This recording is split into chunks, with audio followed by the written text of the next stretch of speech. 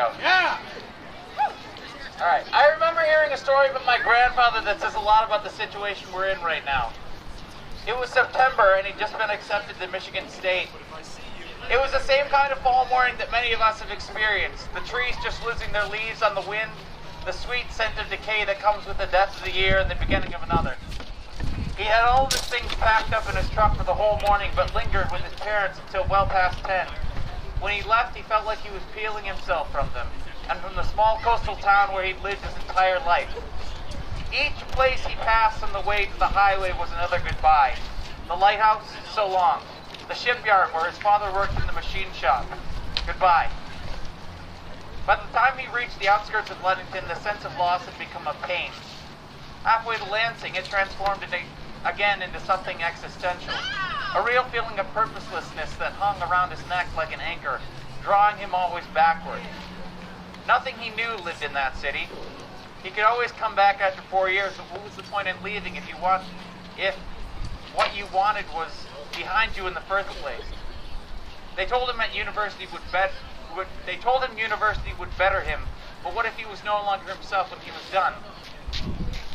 I don't actually know what he thought in those silent hours between one life and another, but I do know that somehow he made a choice between them.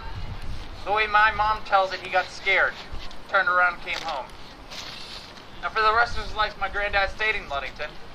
He got a job as a machinist in the ferries like his dad, married, and except for a short stint in Colorado training for a war he never went to, spent his days in the same 30 square miles he grew up.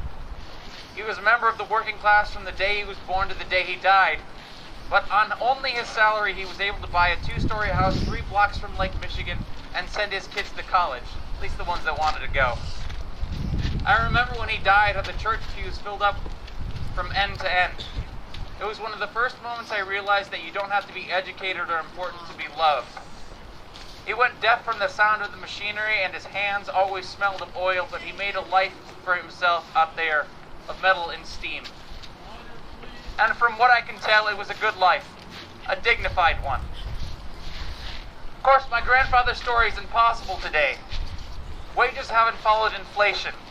Housing is more and more difficult to obtain, even in smaller towns. More jobs require college degrees, but college degrees are costing more, making this weird sort of paradox where, to make a decent wage, we have to first give more than we have away, and by giving more than we have away, we get our wages cut and basically end up back where we started. Oh, yeah.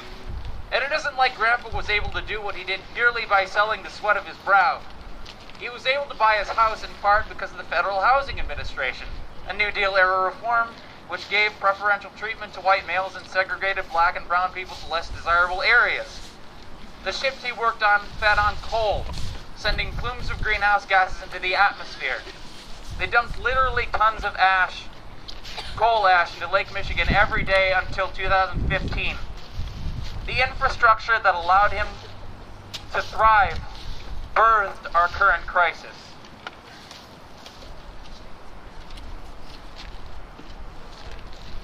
Yeah, turn the page!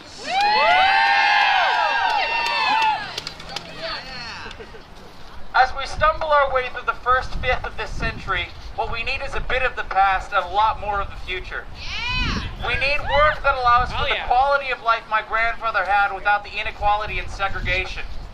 We need infrastructure that doesn't exploit our resources, allowing us to benefit now while we let our children foot the bill.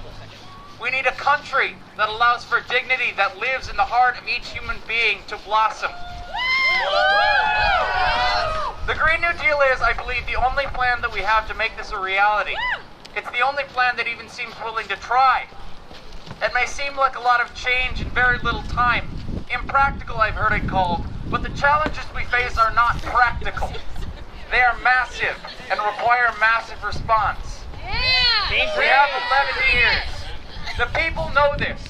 According to some polls I've read from Data from Progress, 57% of Michiganders support the entire Green New Deal, as do 66% of swing voters. As the climate crisis worsens, those numbers will tick upward, but we can't wait. The political will is already here. It is like a truck on the road from Ludington to Lansing loaded with all the makings of a new life. It is gaining momentum, going 80, 85, 90 miles an hour with no regard for traffic signals or for your petty speed limits. It no longer has time to be cautious. It cannot turn around. This is our message to Senator Peters. Hop on or head for cover. That's right.